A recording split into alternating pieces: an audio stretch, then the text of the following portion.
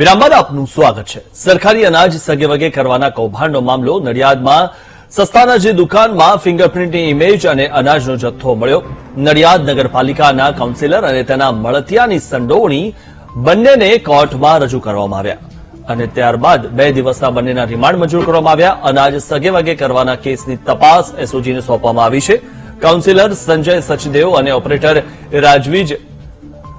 રાજવીર છાસટિયાની ધરપકડ કરવામાં આવી છે। જિલ્લા પુરવઠા વિભાગે કૌભાંડીઓનો પરવાનો 90 દિવસ માટે સસ્પેન્ડ કર્યો છે। બોગસ ફિંગરપ્રિન્ટ મશીન, સોફ્ટવેર અને વધુ પડતો અનાજનો જથ્થો મળી આવ્યો હતો। પોલીસે આવશ્યક ચીજવસ્તુ ધારા, ખોટા આધાર કાર્ડ બનાવવાના સહિતના મામલે ગુનો નોંધ્યો છે। લાભાર્થીઓને મુશ્કેલી ન પડે તે માટે નજીકના દુકાનદારને સોંપી દેવાયો છે ચાર્જ અને મામલતદાર અને પુરવઠા વિભાગે વધુ તપાસ હાથ ધરી છે।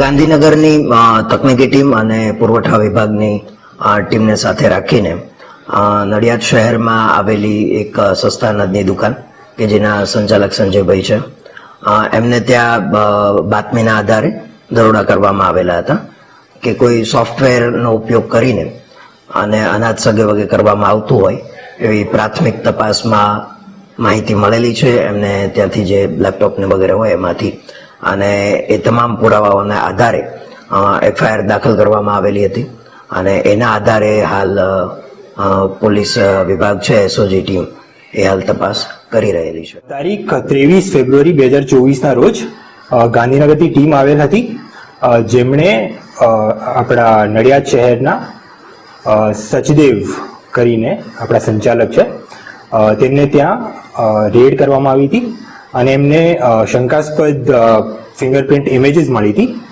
સાથે સાથે એક સોફ્ટવેર પણ મળ્યું હતું, જેના આધારે એમણે મામલતદારશ્રી નડિયાદ સિટીને ફર્ધર તપાસ માટે એ તપાસની સોંપેલ હતી। મામલતદારશ્રીએ જે તપાસ કરેલી અને એ તપાસ એમણે રજૂ કરી અને ફર્ધર કલેક્ટર સાહેબે એ તપાસ અનુસંધાને એફઆઈઆર નોંધવા માટે જાણ કરેલી હતી, જે આપણે 24 તારીખના રોજ સવારે એફઆઈઆર નોંધેલ છે।